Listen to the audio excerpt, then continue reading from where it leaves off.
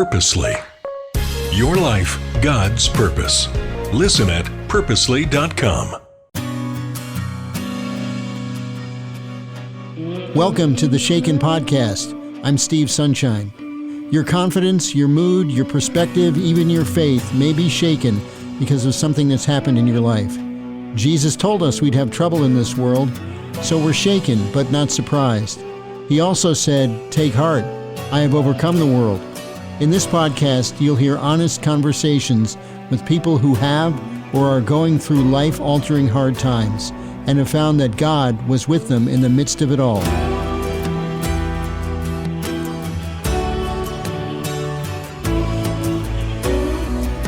I forgot 3 years of my life. The doctors were telling me that I was a quadriplegic. I was in a car crash, and I'd forget what they said just moments before. I had short-term memory loss really bad, and the only thing that I could comprehend was I'm in some form of hell. In the blink of an eye, life as Katie Matthews knew it was gone. It was devastating, and she was angry. What she didn't know was that God was taking her on a journey. I love that you said I've been through a journey. I truly have. I was actually in a car crash when I was 16 years old. This was the point of my life where I was just finding out who I was independently, making decisions on my own, got my driver's license, and in a blink of an eye, I reverted back to an infantile state. My friend and I wanted to go to a party somewhere where we shouldn't have been going. I called my mom. I lied to her, told her I'd be staying at my friend's house, and when I got her okay, we started making our way to the party. We both were so enthralled with the conversation and just excitement about who would be there, what the gossip was, and we realized we didn't know how to get to the party until we were on the interstate. And yeah. Teenagers don't always think ahead. Yeah, I mean, sometimes adults don't either, but yeah, that was not a proud moment. Well, So you don't know how to get there. yeah, I called my friend who was there, and I put him on speaker, and as we were told to take the exit we were about to pass, my friend realized we were in the far left lane, so she swung the wheel to the right to try and make the exit.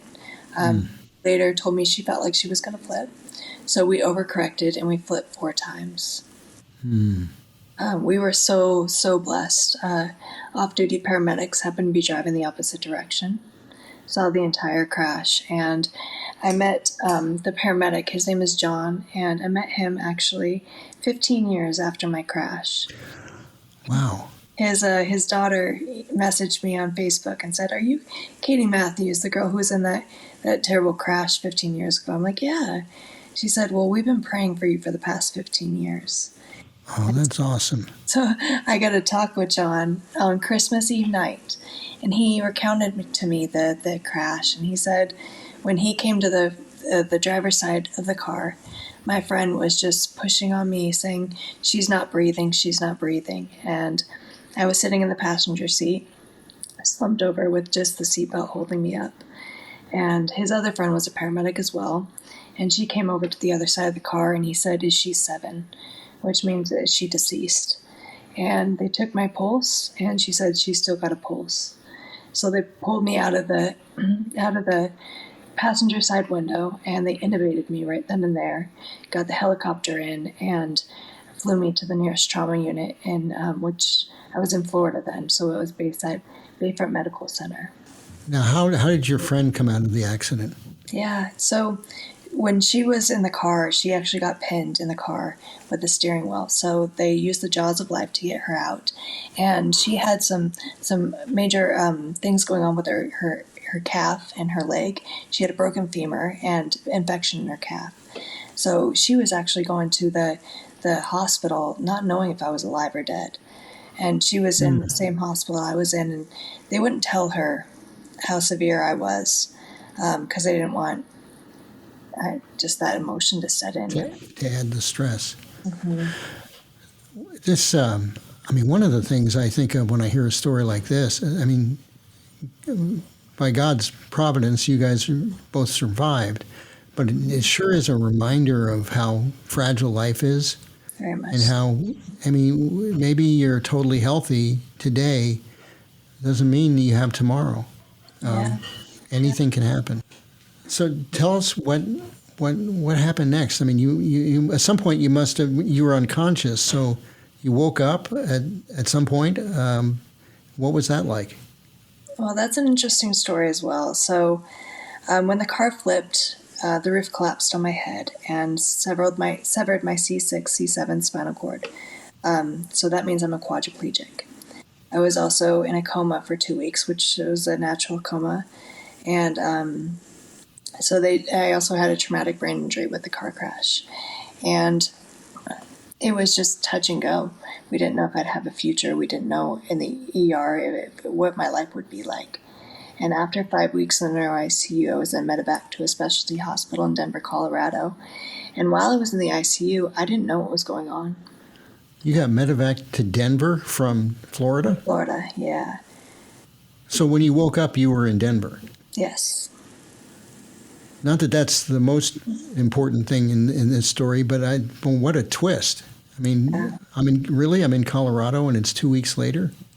5 weeks later, yeah. 5 weeks later, yeah. Sorry. No, and that's exactly it. I mean, I had a brain injury that I forgot 3 years of my life. I thought I was 13 when I was 16. The doctors were telling me that I was a quadriplegic. I was in a car crash, and I'd forget what they said just moments before. I had short-term memory loss really bad, and the only thing that I could comprehend was I'm in some form of hell. I'm around people who are trying to convince me of a reality that I know nothing of. And I was very depressed. I was grateful that my family was there because they were the only sense of comfort that I had. But I remember even staring at the clock on the wall, waiting for the second hand to skip or stop to prove to me that this wasn't my reality. And I couldn't understand why I couldn't move my body. I couldn't understand why I was in so much pain. I couldn't understand why I was given so many medications throughout the day. And what I thought in my mind was, okay, all the medications that the doctors are giving me are making me broken like I am. So I refused medications. I refused. I spent 5 months at Craig as well, and my family moved up to be with me there. And it was a very, very hard and disorienting time for me. And I was sure, I'm like, okay, I know that once I return home, things will go back to normal. And yeah. Well, obviously the movement didn't, but you did I'm assuming you got your memory back. Did you get those 3 years back? I did. It's been 18 years since the crash, and my brain has healed mightily, thanks to God. And they told my mom, actually, when I was in the neuro ICU, they asked her, what do you want for your daughter's life? And she said, well, we were looking into brain and spinal cord injury centers all over the country. And he's like, that's not what I'm asking. He said, if she ever does come out of this coma, there's a good chance that she's going to be in a vegetative state for the rest of her life. We can take her off life support now. And she just looked at him stunned. She said, is she brain dead? And he said, well, technically, no. And she said, you do whatever you can to keep her alive. And we had people praying for us. We had people just coming alongside us and speaking God's word over us. And we knew that with God, all things are possible. And it was the darkest of situations, the darkest of prognoses that we were in right there. And going to Craig Hospital, my family had to uproot themselves and move to have a whole new way of life out there. And especially with the daughter who didn't really know what was going on, who had a hard time even comprehending that this was reality. So how did you handle that? When I returned home, it was hard for me because I was expecting everything to go back to normal. I was expecting to be to recognize things, to things to make sense again. And we had moved about 6 months before the car crash, and I moved back to a home I didn't realize. So I started getting into a depression, just mad at God. God, why would you let this happen to me? Why am I broken? Why would you want me like this? And within that, my mom saw the devastation. So she took me, she put me in a car with a manual wheelchair, and she drove me past the house that we used to live in. And just seeing that house was a stamp of approval, like, oh, I do recognize something. This is my life. I am a quadriplegic. I do have to deal with this brokenness for the rest of my life. And that was very, very hard for me in one aspect, but it was also a stamp of approval to me that I have the choice to move forward with my life or to not. So at that point, were you thinking, I'm going to make that choice? I'm gonna turn the corner, or was there more to it than that? Yeah, there's more to it. It was actually my mom and I my mom is wonderful. We have good, deep, hard conversations. And we had a hard conversation one night. There was one time where I told her, I don't want to live anymore. I don't see any value in my life. I actually feel like a stumbling block for everybody. I needed help with everything. I couldn't do anything for myself. It took somebody 4 hours to get me dressed, bathed, out of bed, and to help me just sit in my chair and do nothing for the rest of the day. I had help with everything, and I didn't see value in my life. And I shared with Mom that I was mad at an all-powerful God for letting me live, for wanting me broken like I am, and I didn't want to live anymore. So she asked if we could pray. And honestly, I hadn't prayed since I was in the hospital. And in the hospital, my prayer was, God, tell me this isn't true. Tell me that this is not my reality. And when God didn't tell me that, and when I returned home and I saw that this was my reality, I was mad. I was mad at God. I was mad at God for letting this happen to me. But I was at rock bottom at that point. So I'm like, okay, you can pray. I don't know what good it's going to do. You can do whatever you want to do. So she grasped my hands and she said, the first words out of her mouth were astonishing to me because they were of gratitude. She said, thank you, God, for giving Katie breath in her lungs and a future before her. While we don't see the future that you have in front of her, please show in our hearts the future that you do. And that was all that was said. She picked me up out of my wheelchair, did my whole bedtime routine, and as she closed the door that night, it was like a light was shining through a dark gray veil that I had over my eyes. And that dark gray veil, I believe it was placed there by the enemy and my own beliefs about my situation. It was telling me that my life was worthless. I could never amount to anything. Why am I still here? This is not fair. And that light that was shining through that dark gray veil, it was gratitude. Now the Bible tells us over 70 times to be grateful. Rejoice always, pray continually, and give thanks in all circumstances, for this is God's will for you in Christ Jesus. And honestly, in this kind of circumstance, I'm like, how can I give thanks in this? Yeah. But the light of gratitude felt good in that moment. And good was a feeling that I hadn't felt in a very long time. So I made the choice to find 3 things each day to be grateful for. And as I did that, I was able to see that my life wasn't as bad as I had thought it to be. Yeah, I was broken. Yeah, things were different. And there were blessings still all around me that I was able to see when I let gratitude in. And so I made the choice, and it was hard, especially on days that I was exhausted with my brain injury. I was tired all the time. But I made that decision and that discipline to find 3 things to be grateful for. And actually, the brain changes when you do that. I've definitely heard that about the brain, that's, which is remarkable, that you can, with conscious thoughts, can change the way your brain is configured. Is kind of amazing. I was thinking about, are you familiar with Anne Voskamp's 1,000 Gifts? I'm not.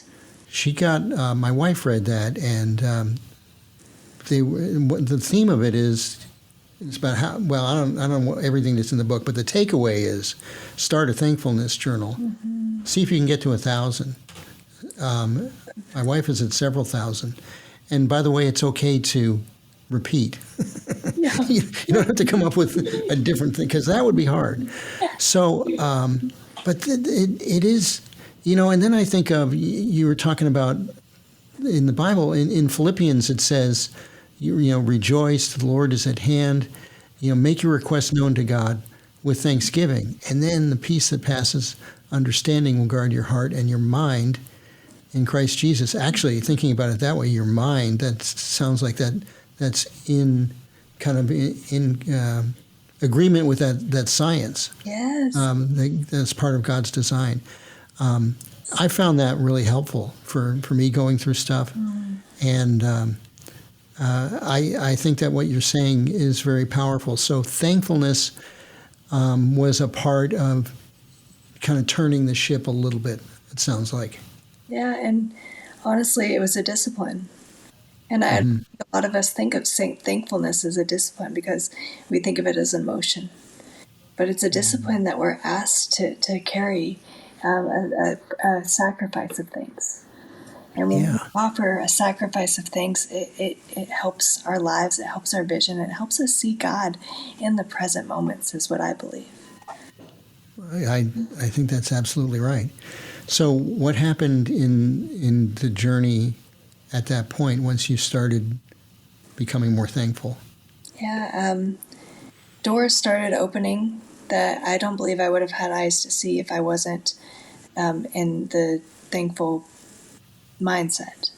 After my mom and I prayed, I was able to, we got a call several weeks later that a brain and spinal cord injury center was opening up, and that a woman named Donna Marini was starting it.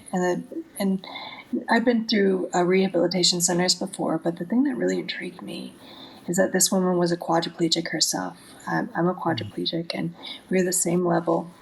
And I was told that I need 24/7 care for the rest of my life, that I need somebody to do everything for me. And yet she was a woman who was living independently and with her husband. And she created a transitional living facility, and the man who taught her how to live independently was going to be the man to teach me how to live independently, or at least the other people at the facility. So that was my hope, and that was a door that I chose to walk through or roll through.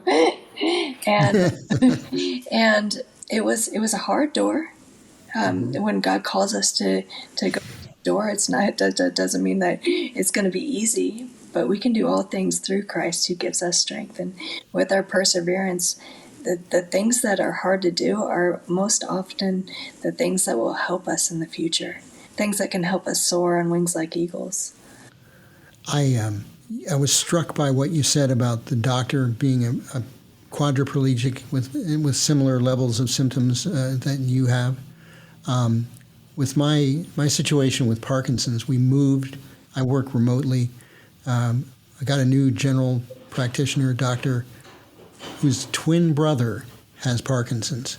Oh, wow. And so he had a special interest in it, and he said, he pointed me and referred me to one of the best movement disorder clinics in the country, wow, which was just a kind of a train ride away from here. It's in Chicago.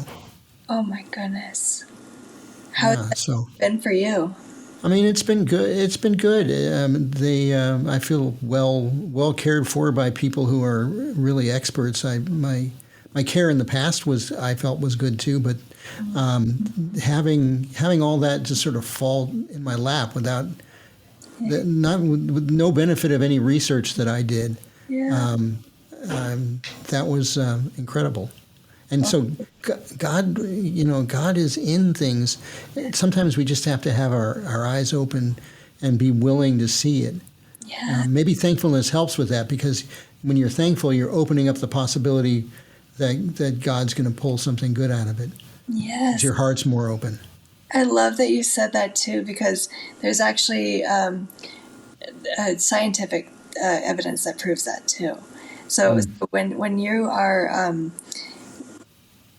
angry or just resentful or bitter or even feeling signs of just nervousness, it clouds your mind. Your mind has a fight or flight response, and it clouds your mind, and gratitude helps clear that.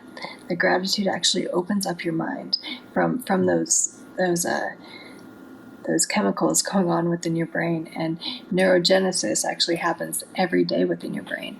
Neurogenesis is new baby nerve cells within your mind, and you have the power to open those new baby nerve cells with the thoughts that you think. So if you are thinking things that are like the Bible tells us, think on what is good, honorable, right, true, pure, lovely, admirable, excellent, praiseworthy. When we think about those things, those are restoring our mind, those are restoring our body, those are renewing us.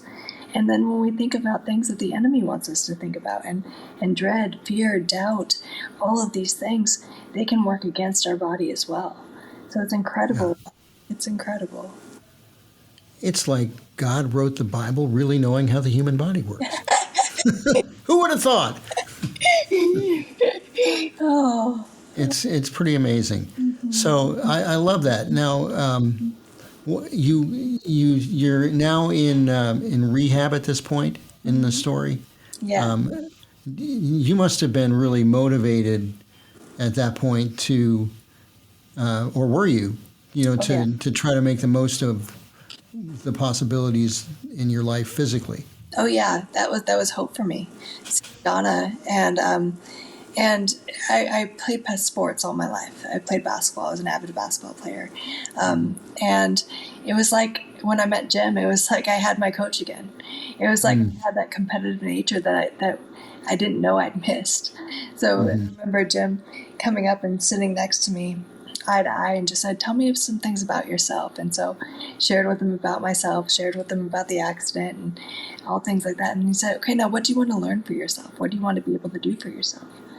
And it was at that time where my mind went blank. I'm like, I don't really know it's possible to be able to know what to do for myself, because all I really know is what the doctors told me. And that was very bleak. So I shared with him, like, the only thing I do know is that I want to be as independent as Donna. And he said, "I like that answer."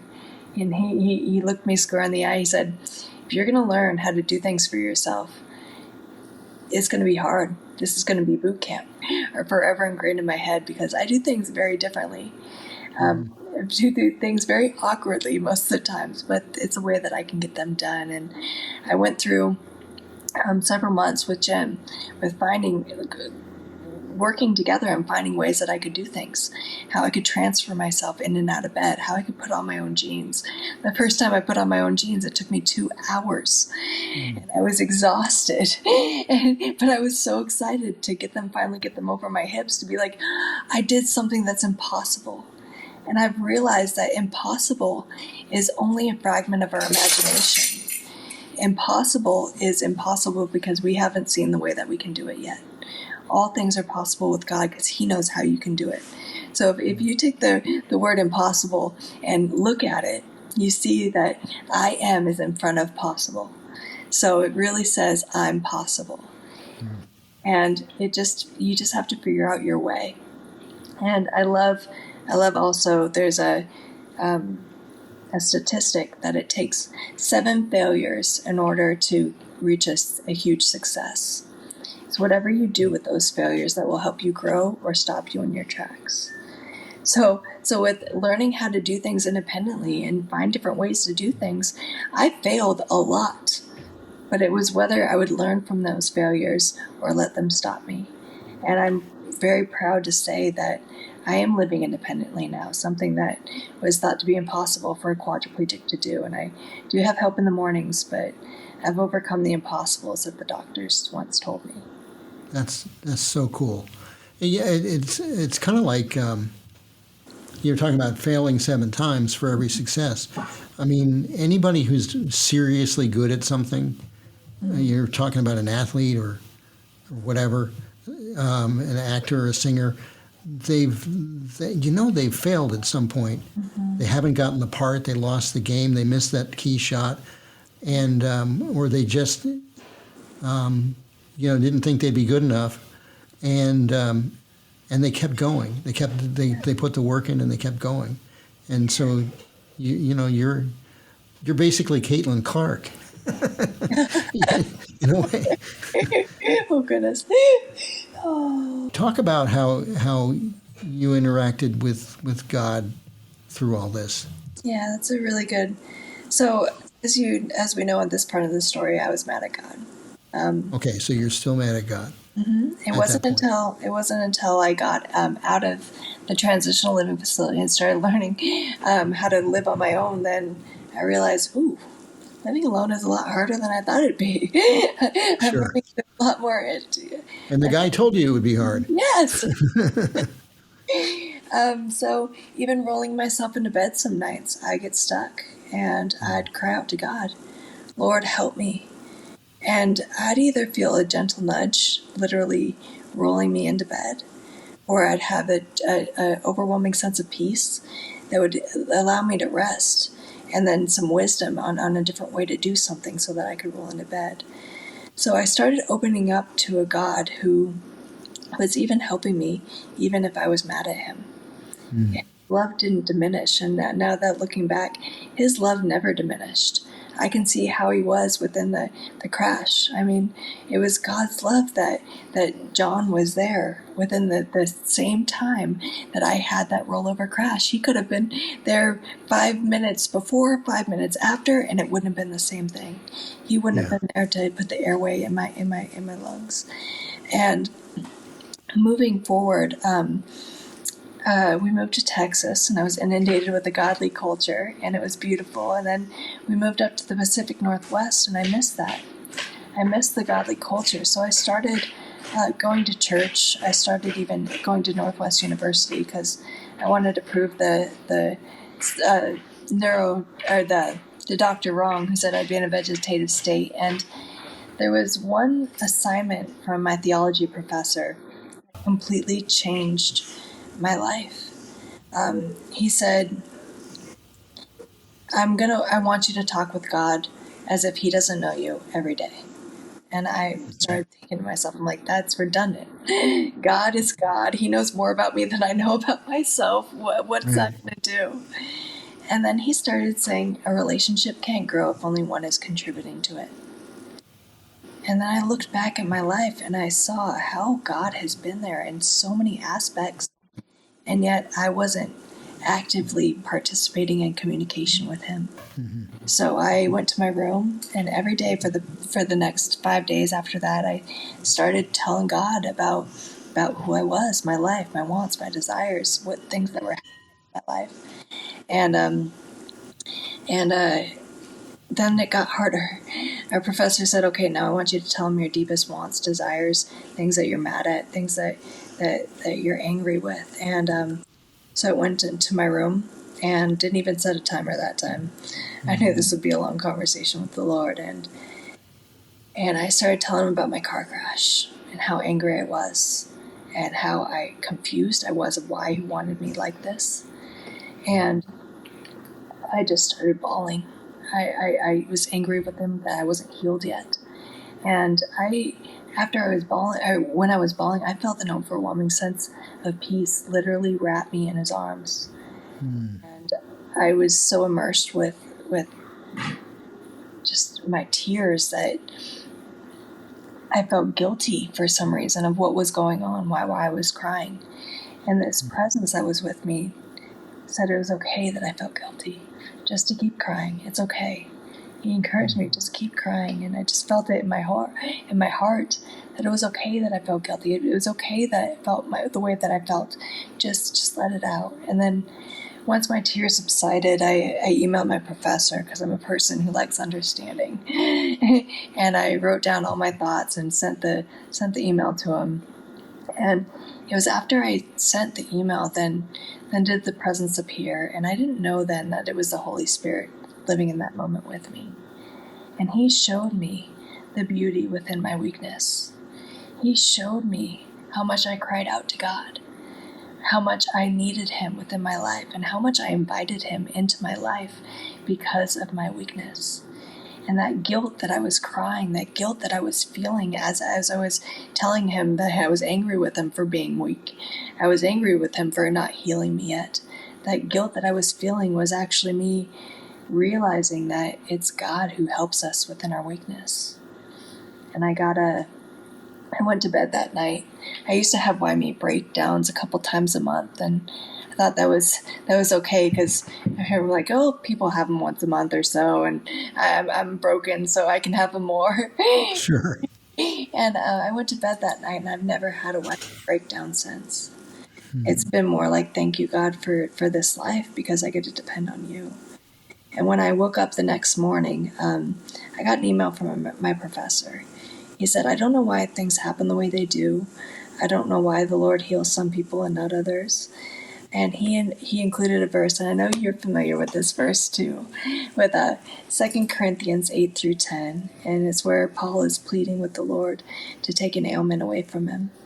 And God tells him, my grace is sufficient for you, for my power is made perfect in weakness. And Paul goes on to say, therefore, I will boast all the more gladly about my weaknesses, so that Christ's power may rest on me. And from that moment on, I've looked at my quadriplegia, and I've looked at the things within my ailment, and I now see them as an invitation to invite God into every aspect within my life. So, I mean, that is beautiful. That is exactly what I would hope. I mean, for one thing, it blesses me, but it also, I'm hoping, will be what people hear from this podcast. The whole point isn't to tell, sad stories or whatever. In every story, we want people to know that God is in the midst of your suffering, even if He doesn't take it away. Yeah. And Jesus Himself said, "Not my will be done, but yours." And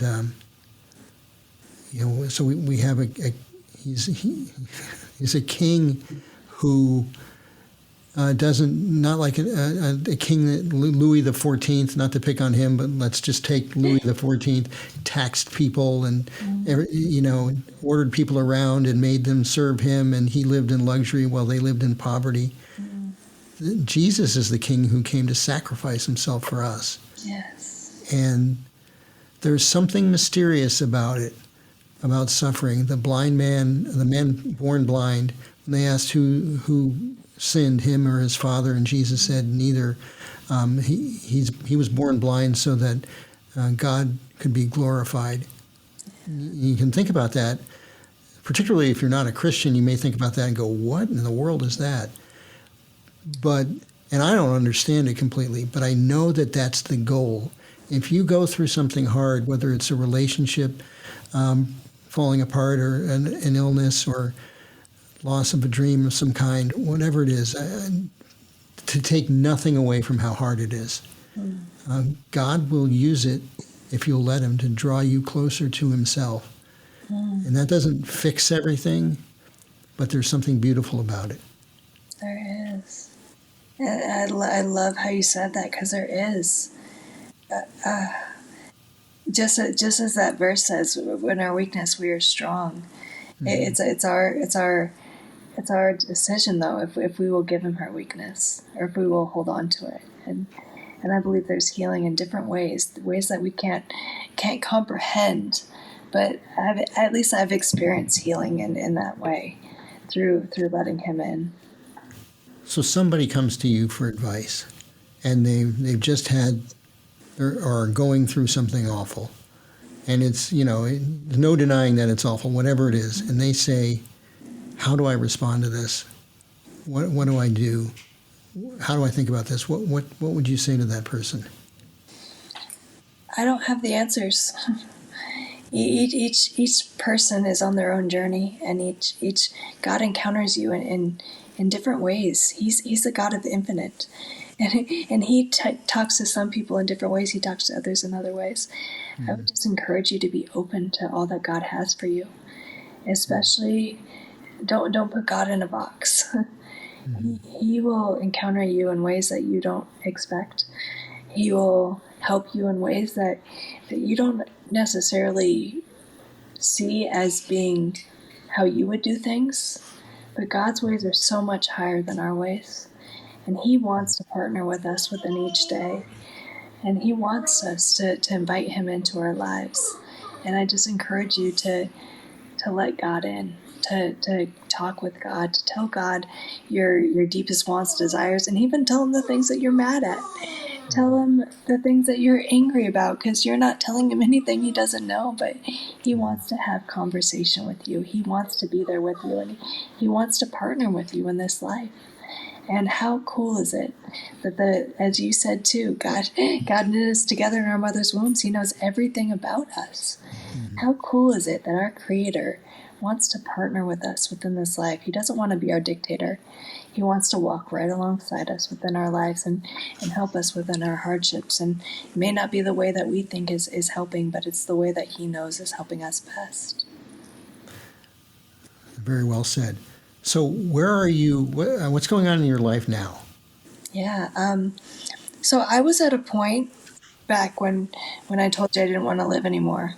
I was at a point where I didn't see any hope for my future. I didn't see anything else. And now I get to help people within their lives discover their wants, desires, and who God has called them to be. I'm a life coach with a wonderful organization, a nonprofit called Providence Heights.